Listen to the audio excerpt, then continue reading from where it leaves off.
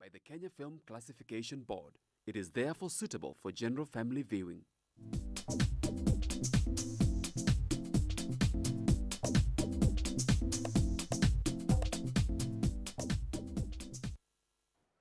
Hello viewer, welcome to Chungu Cha Jamii. I'm your host Eunice Mugo. Today, as promised, we are having the second part of strong families, strong faith and thriving together amidst the changes that you're having.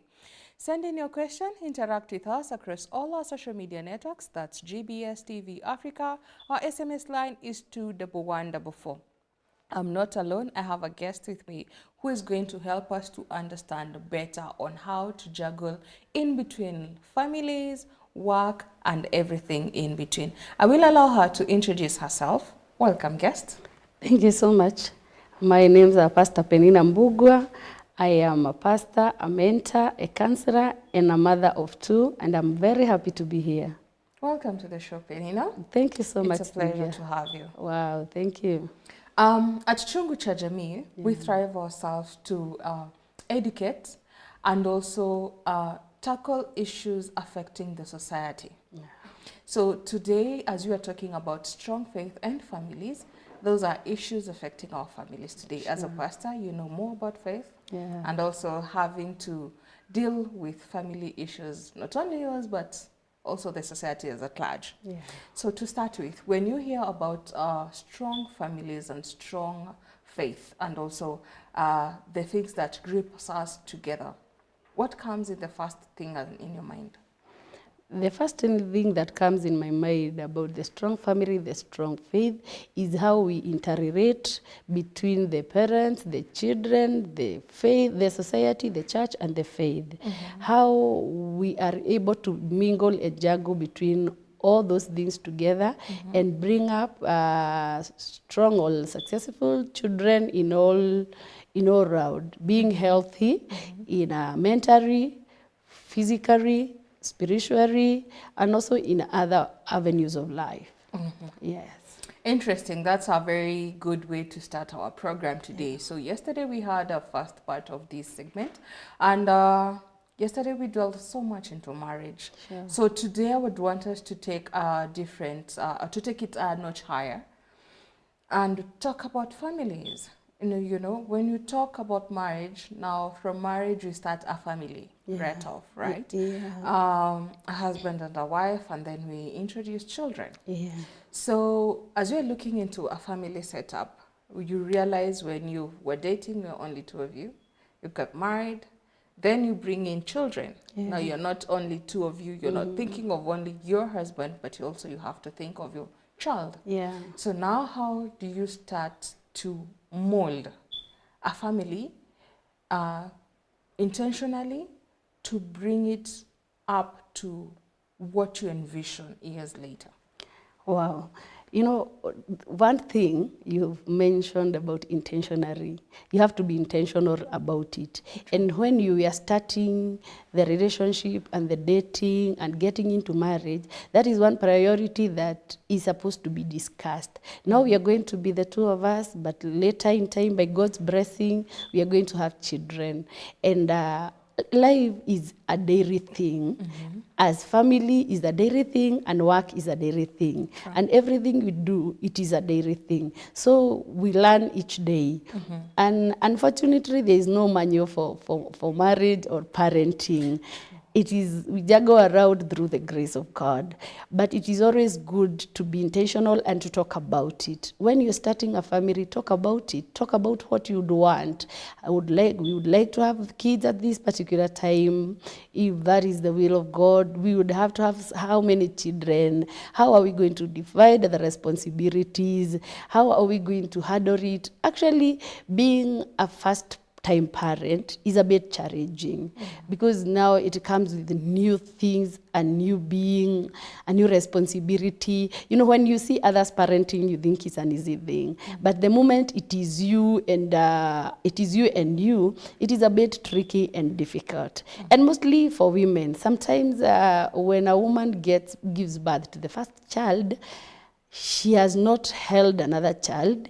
You need to be there, responsible, taking care of that child. Sometimes the child cries a lot. You even don't know what to do. You don't know even what is the problem with the child. This is a new experience. It's a new feeling. And now maybe your husband is not understanding what is going on also. And that is where maybe sometimes we fall out because we might shift the blames. But actually, when we understand that we are doing it for the first time, both of us, we are going to be able to understand one another. We are not going to be judgmental. We are not going to be harsh on one another. Maybe the mother tells the husband, you're not helping me. We should understand that we are doing it for the first time. And that is the reason why it is good to talk about it before it happens. How are we going to do it? It is the first time. You know, if you're able to maneuver and navigate in the first child, even when the other children come, it will not be very hard. But there's one thing I always say. When we are dating or we are relating, it is always good to know. And this is something people don't talk about, and it is very important. It is good to know what attracted me most to you, because we are not attracted to everything in your partner. There's that thing, there's that speck that you felt that this is it. The reason why I want to be with Mugo is because of her beauty, her sense of humor, the way she carries herself, and vice versa to the other partner. Because if you lose the speck, now the interest goes down. And I think this is what is making us miss a lot in marriage, because maybe we did not know what our partners loved most in us. And in the case of men see. And men are pushed or moved more by what they see. And then women, they are pushed more by the feelings and the emotions. And if the time we were dating, you were giving me emotional support, you were there, you will be supportive, and then as time goes, that speck draws away. So there will be a challenge, because I'll not see the person I used to see. What else attracted me to you? If we went to marriage because of maybe the money, when in one time or the other, when the money is not there, the marriage will not be able to hold. So this is something we should be always discussing and asking ourselves. And the reason why mostly we fail in marriages is because of we don't say the truth. In the beginning, we don't tell ourselves the truth. And it is good because marriage is not a one-day thing.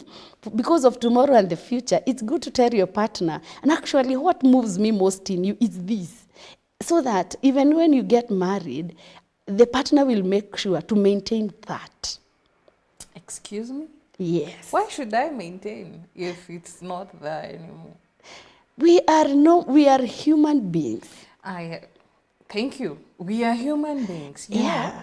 know, when you say there is no manual, I do agree. Good. And there is also a saying that says marriage and parenting is the only school you get a certificate before schooling. Yeah. Sure. Right? Yeah. You get a marriage certificate before doing marriage. Yeah. You get a certificate for birth certificate before even taking care of the child. Yeah. Right? Yeah. Now you say you have to discuss. So if you tell me you like me because of being strong, what happens when I'm not strong? Should I fake it to make you happy because that's the thing you like about me? You know, as we are human beings, we are also set to like get to know. At what time am I strong? At what time am I weak? You know, you might say this. I'm not saying you don't say. I'm not saying you're not to be honest. Yeah. Reason as to why we end up not being so honest is because the expectation. Because if you expect me to like pull myself together, dress up, what happens when I don't feel like dressing up? Yeah. Are you going to be mad at me? Yeah. Are you going to chase me out of the house? What is going to happen when that thing that you're saying that attracted you to me goes out of flame? It's no longer the same way it was at the beginning. We've done life maybe, let's say, 20 years. The energy I had back then is not the energy I'll have that time. What happens then? And that's why I said marriage or family is a daily thing. And what makes us complete is the way we communicate. Okay. And it is good to know that it is okay to be weak, it is okay to be down, and it is okay to be that person. Today I don't want to do anything. But it is also good to know, surely, what is moving us, Okay. what is keeping us, what is our strength, what is our weakness. And as time goes, you keep on learning a person. So the best thing to do is, number one, to communicate with your partner. And and mostly women, even when we are dating, we tend to be very strong. We try to put ourselves very strong. And the people who seems like they are very strong in the outside are very weak in the inside. And it is good to show your partner that you can break down. Yani, it is that breaking point. Yeah, I'm also human. I can break down. I can be weak. And also, it's good to know that if I saw you because of your surrender body, those are things that we should understand, that if you give birth, automatically the surrender body will change. So this is a question I always ask the youth when we are doing the marriage counseling. If your girl changes, will you be able to stay with her? That weakness that you see in me always, will you be able to live with it for the rest of your life? Because this is not one day thing. If I take my tea and I zip it, like, will you be able to live with that for the rest of your life? When we walk the process of understanding and knowing, everybody has a weakness, my dear. Everybody has a weakness, but the basics and the beginning points. Am I really ready to live with this weakness? Also, it is good to know that as time goes, things change, and we should live it a day at a time. Now I have gotten my first child, my body has changed. Automatically, my concentration and attention will change because of one thing. Maybe this is the time the baby is crying, the baby needs attention, the baby is taken to the hospital, the baby is taken to the clinic. These are things that are going to happen. And initially we should discuss them. The basic things that we know happen in life, because they are things, they are there, they happen. We should be able to discuss them at par. Like mostly, why do marriages mostly fail? It's when the children come. Yeah, I don't say that mostly it is all about the children, but most of them, when the children come, because somebody feels maybe I'm neglected, the attention, those are things we should talk about at the initial stages, because you automatically, I will change my attention towards you. Allow me to cut you short and add this as you continue to give us your point. Sure. You say, when children come, it's not the child's fault, but in most cases, that is when we have the fallouts. Now, I want to bring in this. Yeah. The children are here. We discussed it before. Things get to change. Kwa ground of it when it of Sure. Yeah. When you're discussing, are we supposed to plan for the worst or for the best? Because again, we are discussing about a little human being that we've not met yet. We've not seen yet. Yeah. We don't know how his or her temperaments are going to be. I might be wanting a girl. He might be wanting a son. What happens if we don't get what we want? Are we able to agree? Because we also have disputes of you're having too many sons, you're not having a... But by the end of the day, it's not a woman's Fault. place to decide. Yeah. Neither is it a man per se, it's God's decision by the end of the day. So what are we having disputes about? One. Two is we discussed. Then it doesn't happen like that. So what happens if this child cries at 2 a.m.? I'm tired, I was with the child the whole day. You're also tired, you are at work, and tomorrow you have to go to work. How now do we... Now, when we discussed before, and tukasema, you'll be waking up, I'll be doing, and then reality kwa ground, man, you have projects, you have deadlines, you have timelines to meet. How now do we come to rediscuss something we discussed maybe a year or two before to exactly what is happening right now? Right now. Well, one thing we should know I'm repeating it once again. Okay. It's a daily thing. All right. It's something we learn by day. It's something we work it by day. And when we are discussing and planning about it, we should plan for the worst, actually.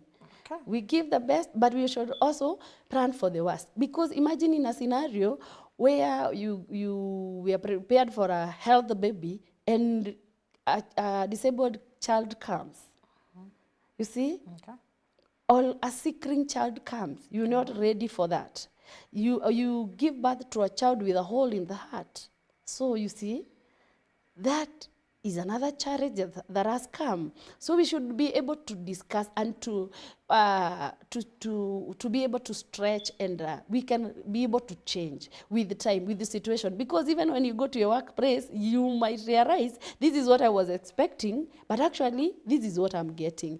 Because life is mostly determined by God, and there are things that we don't have power over, like the children. Like the children gender, whether you get a healthy baby or unhealthy baby, we all want the best. But when life throws storms unto us or stones unto us, what should we do? We should be able to discuss and work together. Actually, one of the vows I hear people say in marriage is for better and for us. But do we really stick to those vows? But for better and for worse is between us. Like as a couple. It's not You just know. between you, because you were ready, unless you had decided we are not bringing to this world another person.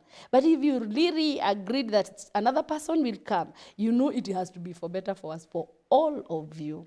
All For right, all makes of sense. you. In that circle, if you have 2 children or 3 or 5, it is for better for us, for all of you. It is not for both of you, because there is an expectation. So family is a daily thing. All right. As you continue, Yeah. we have dwelt about strong families. Let's move on to strong faith. Yeah. Now we have church. Yeah.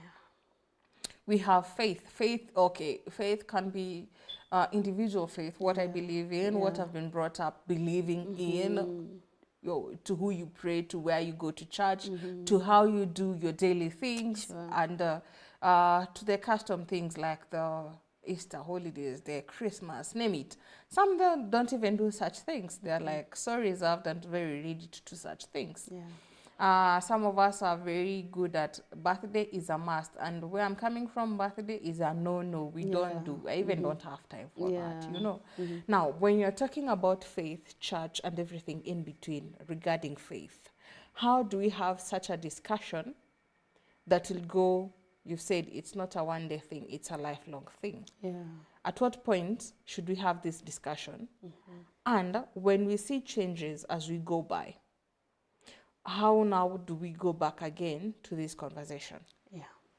Number one, when you're planning to get married, that is also something else you should discuss about your faith. This is what I believe in. And I always tell people, it is good to speak the truth. This is what I believe in. This is how I see things in my perspective, so that your partner will know, can I really be able to live with this? Can I really be able to follow your faith? Can I really be able to interact well with your faith? And now here comes you married. Maybe you never discussed about it, and it is here. Yeah, you should talk about it. And I believe that the Bible tells us that we should leave an inheritance even for the generation. And I believe one inheritance that we should leave to our children is about the faith. And faith starts in the house. We always say that men are the priests of the house. They are the priest, and then the mother is the pastor, because she is the one who teaches the children. Most of the time, she's there to teach the children, because a mother is the first teacher, the first doctor, the first everything, because she is working with the child one step at a time. So the faith you've really agreed that this is where we're following. You start teaching your children from the beginning, from the word go. And it is an agreement. It is a mutual thing. It's a mutual understanding. Faith is not something to fight about, because there's one thing I strongly believe. Faith is not about church. It is about you knowing God and your relationship with God. It is not about the certain church that I fellowship with. It's not about the people, it is first of all faith is about you and God. How do you know your God? How do you relate to your God? Me, I train people on having a personal relationship with God. Read the word of God because it is there for you. Learn how to pray from the word of God because the word of God has given us the guidelines, the outlines of faith. And then you can be able to learn together with your children. So faith, for the children to have a stronger faith, and for the children not to be misled out there, it will start from home. But we've left it to the Sunday school teachers, to the school teachers about it. But it will really be intentional on everything. Like now about the faith, being intentional and saying, now, this is what we believe, and we would like to teach our children what we believe. Before they go out and hear something else, at least from home, they have a strong base that this is what it is. Teach them to read the word of God. Teach them to pray individually, that a child can pray for themselves. They know they can be able to read the word of God. If they are met with something they feel that it is not relational, they know where they can go back to. Yeah, by maybe having family time fellowships. Yeah, something like that. I think it is built inside the house. I want us to take a break. Sure. And when you come back, like I mentioned behind the scenes, I told you, I like being the devil's advocate Yeah, sure. at every given point so that we get to see the perspective in all views, right? Sure. When you come back, I want us to continue with the faith part, but from this angle, whereby we've discussed, I'm okay coming to your church, you're okay coming to my church. So far, everything we've discussed is okay until challenges happen. Sure. Until things go wrong. Because when we are faced with challenges, when storms comes, some of us maintain their guard, their peace, their relationship with God. But some look and see. Yeah. Like for instance, when you say plan for the worst, you in your back of your mind, you were praying for a healthy baby, you've done everything right by the books and you're okay. Then comes an unhealthy baby or a sickling baby or someone who is lame, having something that is a lifelong, not a short-term illness, but a lifetime illness. Sure. And you start questioning God, why me? In most cases, we always ask God, why me? And why? And we normally don't ask, why not me? Sure. Right? So when you ask, why me? Why this baby? Why? You drift. You start questioning your faith. You start questioning your relationship with God. You start questioning what you've been doing right. You know? So bit by bit, you start drifting away. Also, we have issues to do with after giving birth, due to stress, we have the postpartum depression. Yeah, sure. It also makes you see things in your old world, Sure. and you start drifting. Yeah. What happens to this spouse who is supposed to take care of you, and you're now being the worst he could ever imagine, or he starts being the worst that I could ever imagine. I want us to see it from that perspective. Wow. Viewers, I hope you're learning as much as I am about strong families and strong faith. Send in your question, interact with us across all our social media networks. That's GBS TV Africa. Our SMS line is 21144. We'll be back shortly.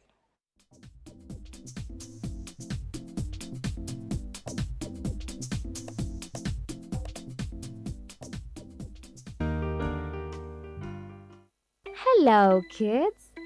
Did you know a year has 31,557,600 seconds? Why do you think so? Exactly. There are 60 seconds in a minute, 60 minutes in an hour, 24 hours in a day, and 365 and 25 days in a year. We count the extra 0.25 because of leap year. When you multiply all these numbers together, you get a huge number of seconds. That's why a year feels long, but time still flies when you are having fun.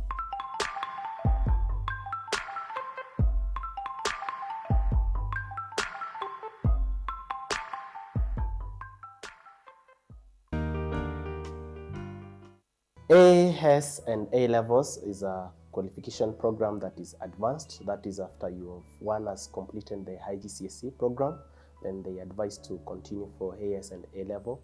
AS typically is a 1-year program, and A levels is done in the 2nd year after completing the AS level. And this one equips the student with the knowledge that is recommended for the university and also by employers outside the countries or within the country.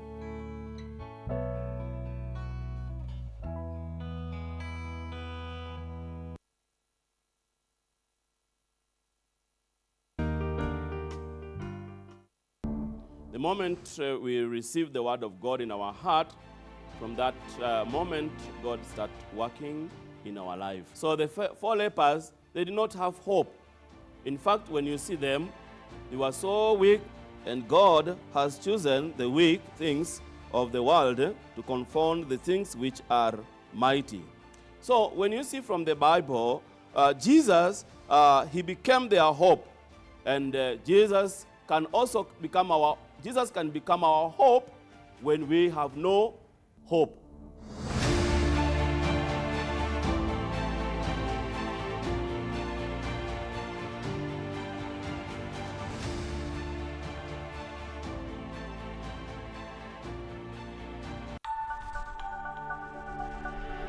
Everywhere, GBS.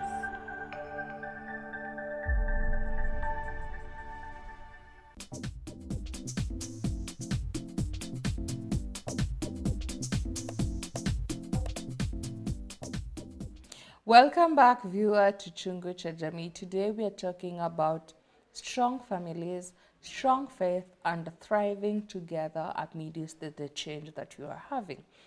Send in your question, interact with us, let us know how you're dealing with your family and your faith and building it to be stronger the way it is today through our SMS line that is 21144 and across all our social media networks, that's GBS TV Africa.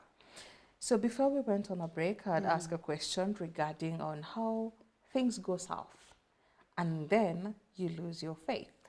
And things are not working according to how you planned or seen it. Now, how do we go about it? Wow, you know, many are the times that people lose their faith, and every person at one point, they lost their faith. Because what we have as human beings, the nature of us as human beings, we always have very high expectation. Actually, maybe you went to marriage having a very high expectation about your spouse, higher expectation over God, and then when things fall apart, we tend not to have the strength to stand. I always say it is okay, because it is okay to feel worked up, it is okay to have the doubt, but it is also okay to understand from the beginning where you're coming from or where you came from. Having said that, and this is happening a lot in our society, where you are going to church, you were born in church, you were brought up in church, and then this comes a point that you feel like, no, I think it's not working. I think it's not happening. I think this is not what I expected. And you feel that you're lost. Like in the case you were telling me, now you've gotten a disabled child, and this is something you live for the rest of your life, and you're asking yourself, why me? And we never ask God, why not me? We only want the worst things to happen to others. We don't want the worst things to happen to us. But we are never ready for the worst. And that is the major problem we have. Actually, I think that is a major problem we have as human beings. We are never ready for the worst. We are never expecting that something bad can happen to us. I don't know why we always tend to think you want to. If I have a good relationship with God and the Father of everything, why should I expect the worst? I am supposed to expect the best from it. But you know, when we learn from the story of Job never sinned. He had nothing that was against God, but those things happened. And actually, I don't think currently, or in our days, it is hard to relate with that. It is a bit so hard to relate to that. But anyway, there's something I always say, and maybe it has helped me and it might help somebody else. It is always good to have a mentor. A mentor is somebody who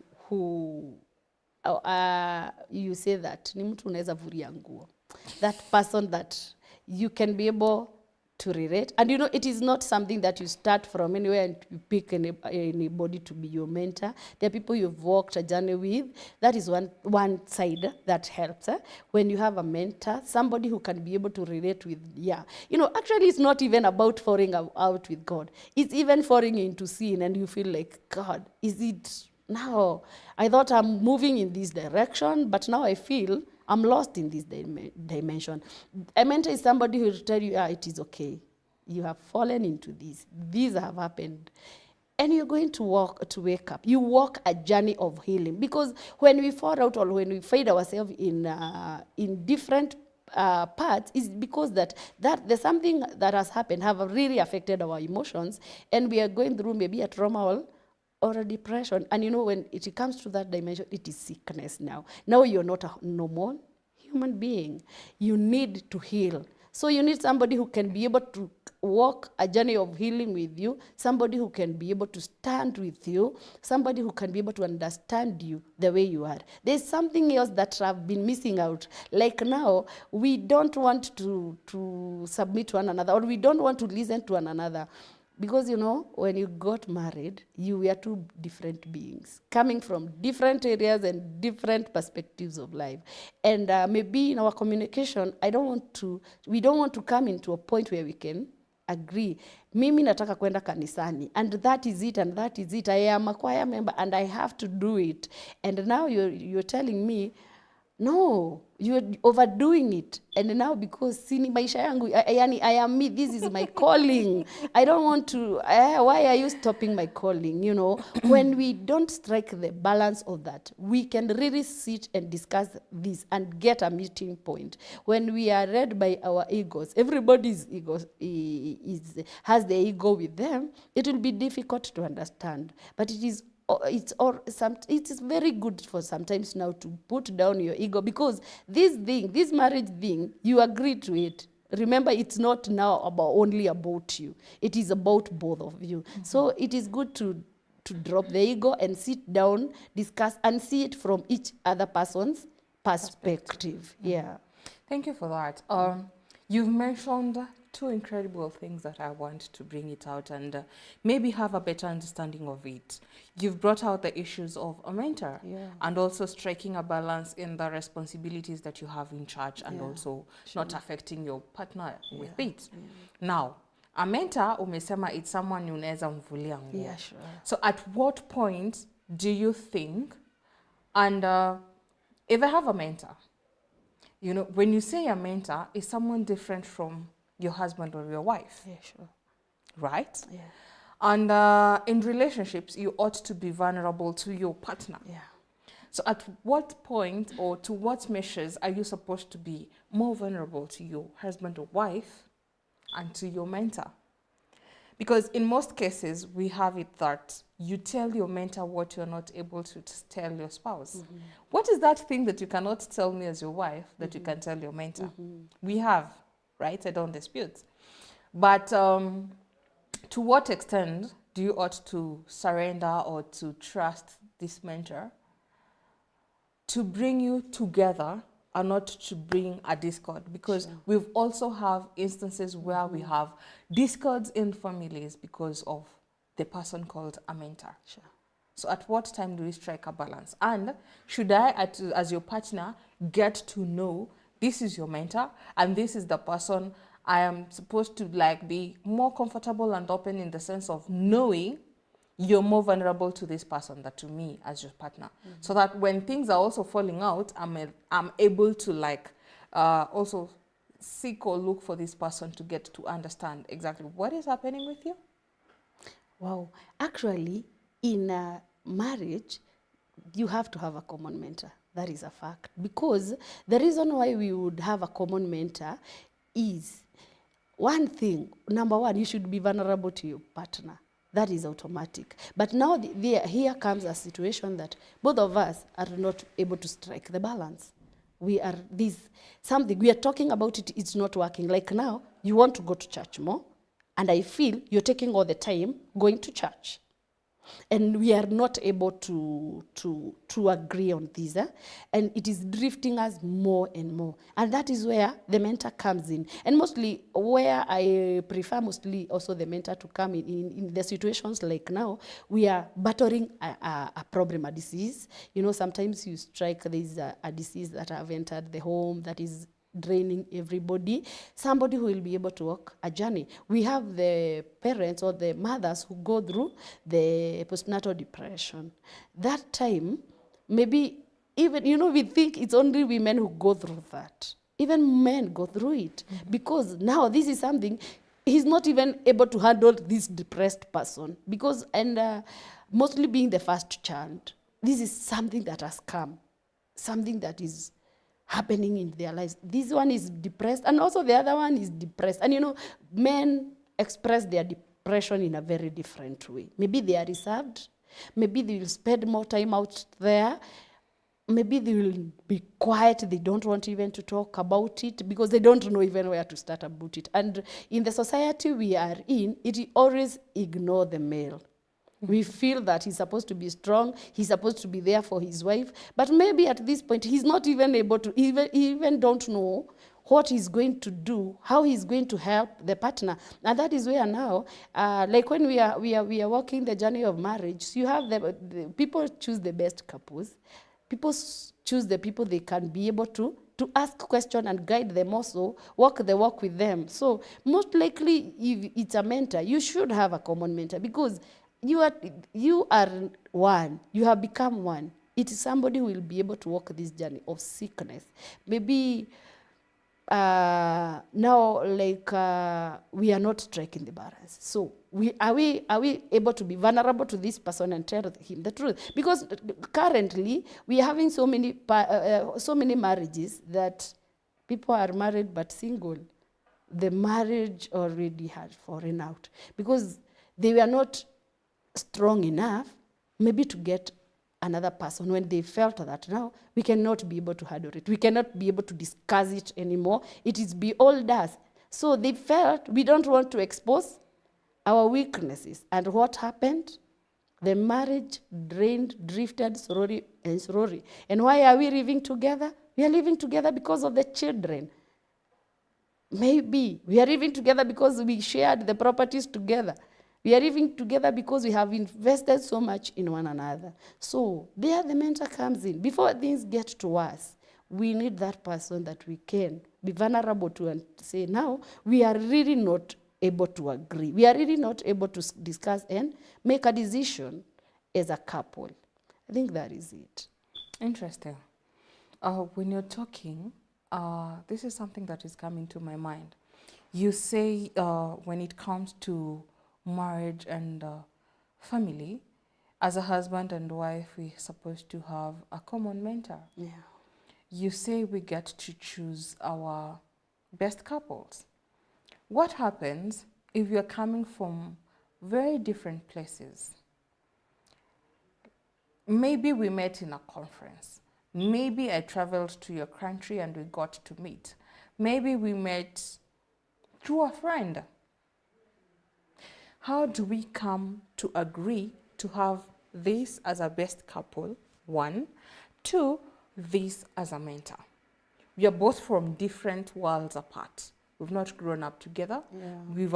We are both Christian, yes, but we've not going to this. We've been not going to the same church. Mm-hmm. We are both Muslims, yes, but we've not been going to the same mosque. Mm-hmm. Now, how do we come to agree? This is a mentor that we both are comfortable with, to get vulnerable with, and to come share our problems, our dirt, open our closet that has all carcass inside. Yeah. How do we agree to that? So that we can move in forward together.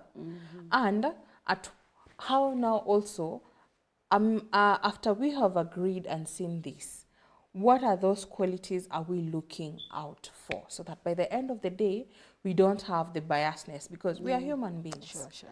There's no we don't have the biasness of, I think if I was me, I would done the same way this man is doing. If I was me, I could done the same way this woman is doing, without taking any other sides, but very neutral in helping out. Yeah. Number one, like now, people who are coming from different cities, different countries, different areas, it might be a bit tricky to choose a mentor during their relationship period. But during their first semester of a marriage, you know, they'll be living together, they'll be sharing common things. It is a very good praise or point to start to choose a mentor, because no, everybody is vulnerable. Everybody at some point feels that now this one, no matter how strong I am, I need some advice. If you see even the president and the bishops seeking for help, because at some point everybody needs help. So during maybe the first stages of the early marriages or the first semester of the marriage, we should be able to establish somebody. And actually having the qualities that we need, this is something we should discuss. But most, above it all, we are supposed to be friends also. Let's be one another's friends, because that's something else that breaks us. My wife is my wife, and I have another friend somewhere. My husband is my husband, and I have another friend somewhere, and maybe of a different gender, that we can share different things.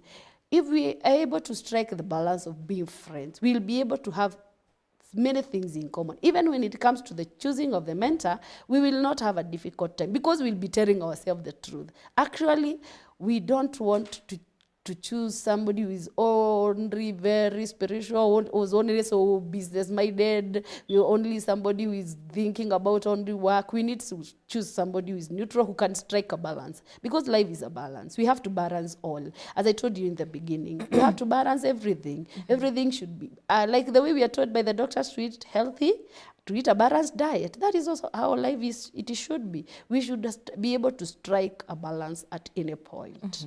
Yeah. So I think that is it. We should try to be able to become friends at the beginning. We should learn to be friends, and also with that, you know, friends, we can discuss so many things, and you are able to be able to choose a mentor. But now, what are we having, you know, in our marriages?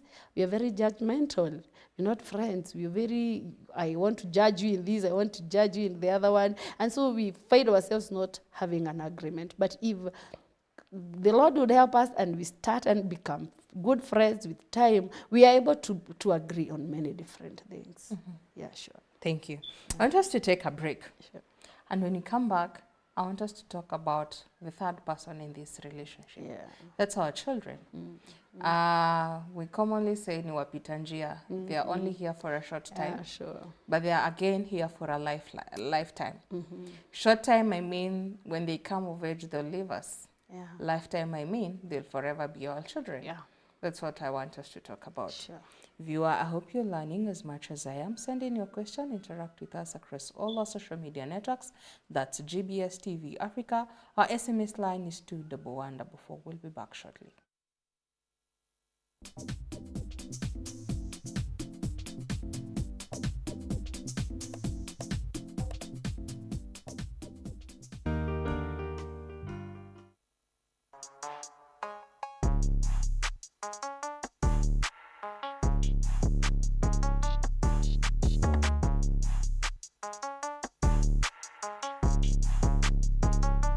Our riddle for the day, guys.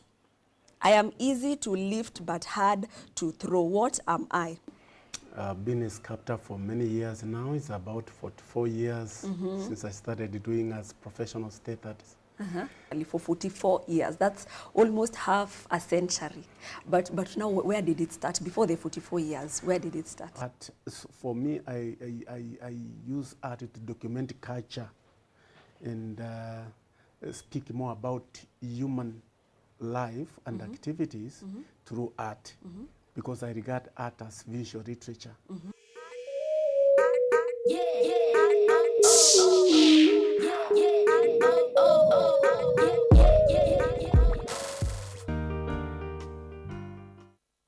Let's be mindful of the people that we work with. Very, very important. Very, very important. Let's tujaribu tu. Yes, we want to make it. You have the capability of making it. But again, unatembea na nani? Who are you planning with? When you set your goals, please focus. Zoom in. Focus. and you need to deny yourself a lot of things. It doesn't come easy. When you see people are up here looking good, they've paid a price. So you want to get it so easy? My friend, what comes easy? No, the short-term goals are the ones like between January to March, like 3 months. 3 months. And that is now, when you do the short-term goals, it's like between now and then, I want to have achieved what?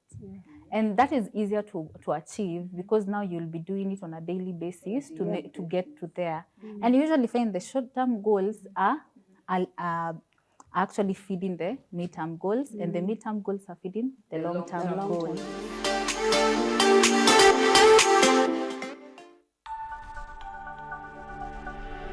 Everywhere, GBS.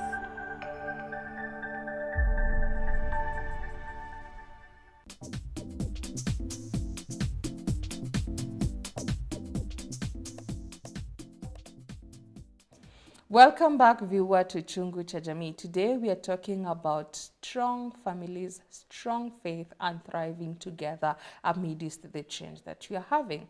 Send in your question, interact with us across all our social media networks. That's GBS TV Africa. Our SMS line is 21144. Just in case you're joining us, we're in the last segment.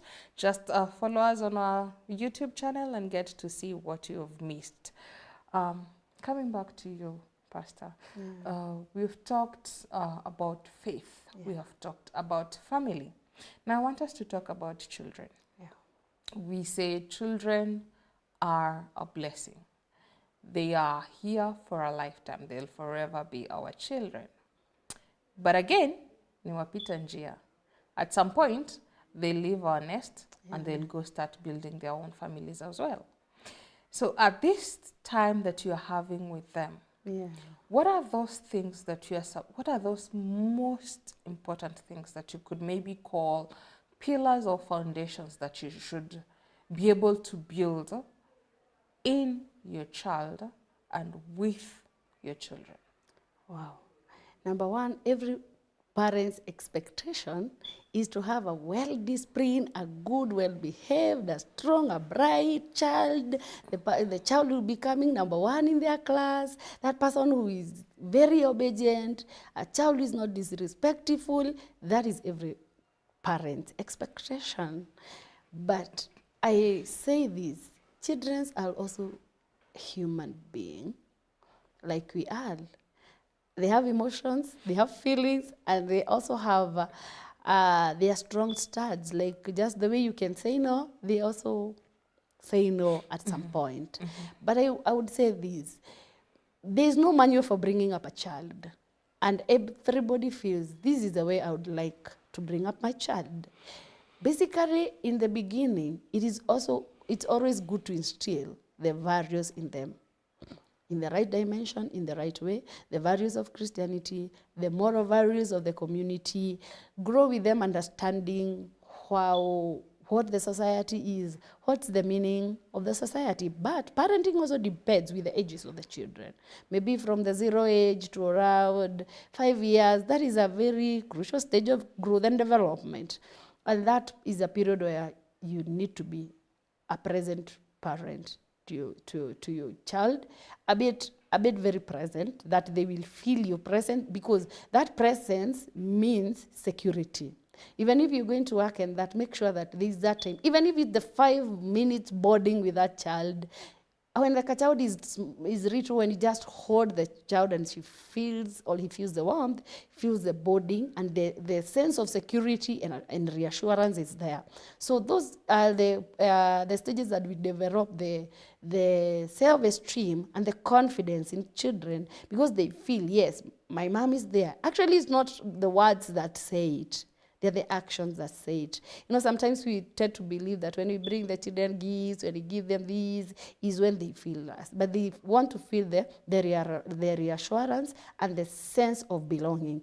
And the sense of belonging or the reassurance doesn't need you to have the whole day, the whole hour, the whole thing. It's just being intentional of the 5 minutes or the 10 minutes you're spending with your children. They feel you and they feel your presence and they feel that they are safe and secure with you. when the children are continuing to the growth and development, and maybe when they are teenagers, that is also when they need to feel your presence in their lives in this way, that they are safe with you. Because at the times they feel they are going through a lot of challenges in life, they are bullied in school, they are experiencing new experiences in life, they feel they are being told by other children a few things that you never taught them. Maybe in your home, you don't allow phones. And actually, in the generation we are in now, everybody is having a phone.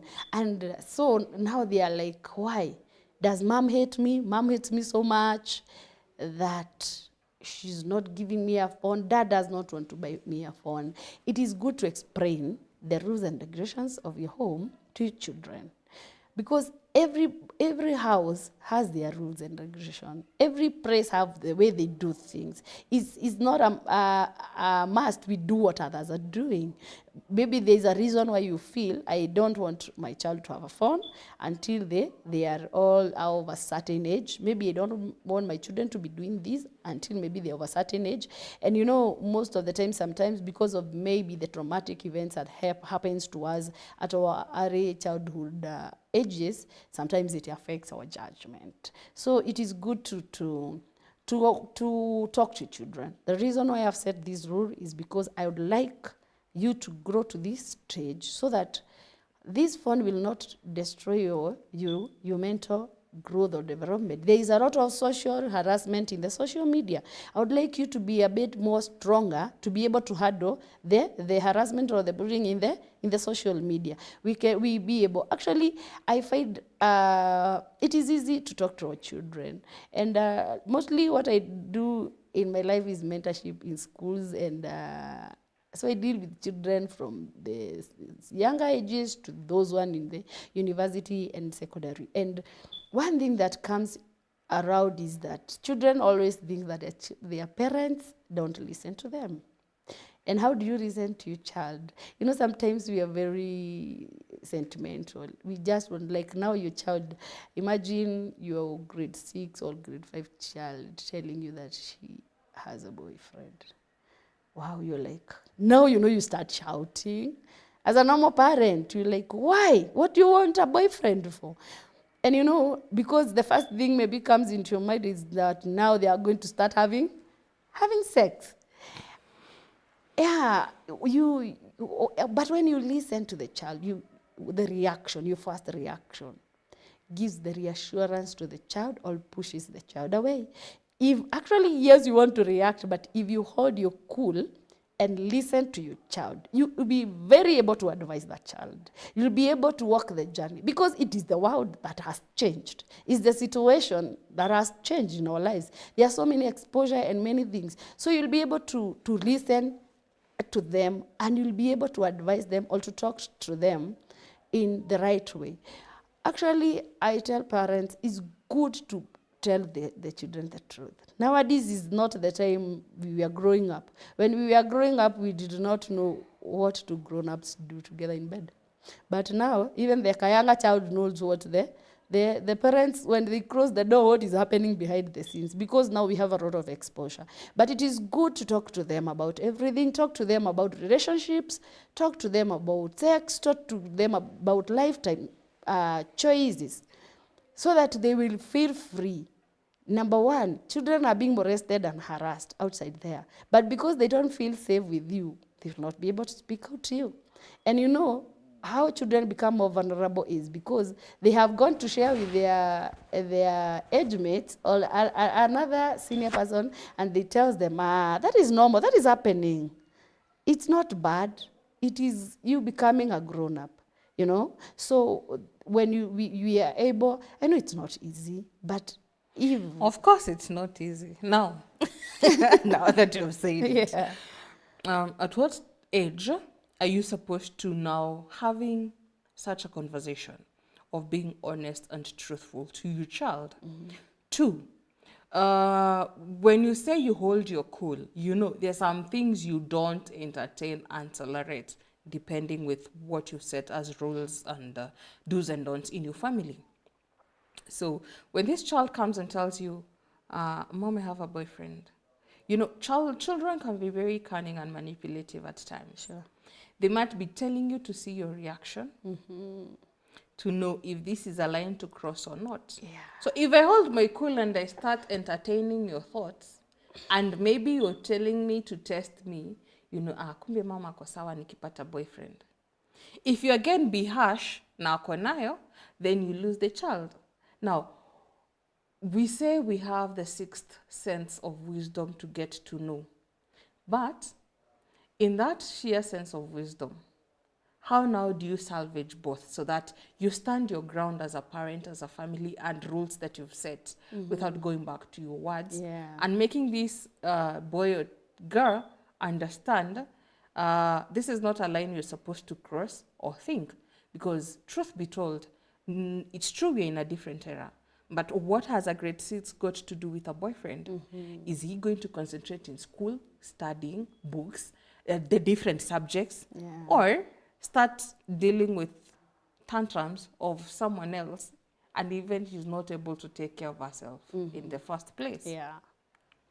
Briefly. Okay. Number one, when I say that you hold your cool, is because you have to listen. Whether that child is testing you or is having the boyfriend, it's for you first of all to listen and hear their mind. Because I tried to think, did we read the rules? Did we discuss the rules with the children?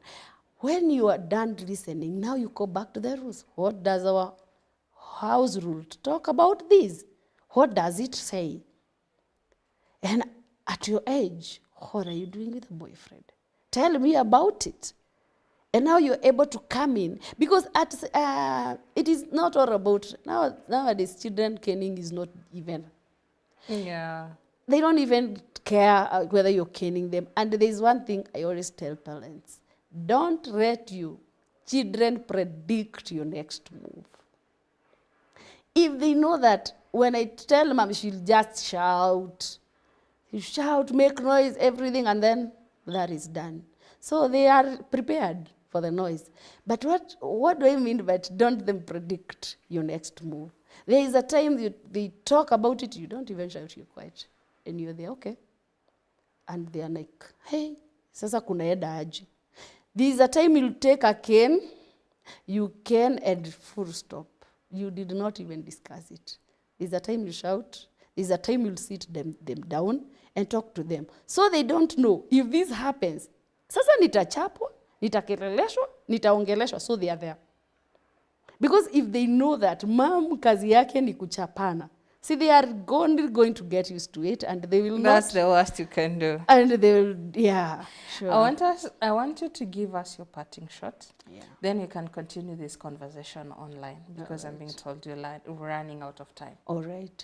Thank you so much. What I would say is, there's no manual for parenting, there's no manual for marriage, there's no manual for anything, but I believe that through the grace of God, we can be able to maneuver, being intentional in what we are doing, being prepared for the worst, and being ready also to learn and listen, being able to research and learn what you're doing. It is good to be intentional and make sure that life is a daily thing. You live it a day at a time. Marriage, do it a day at a time. Parenting, do it a day at a time. And that one will be easy and you will be able to maneuver.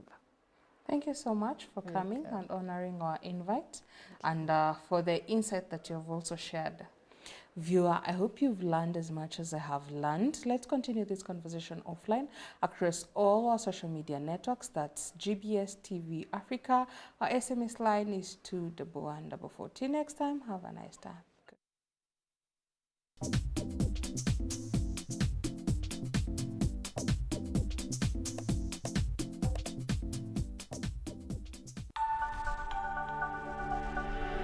Everywhere, GBS.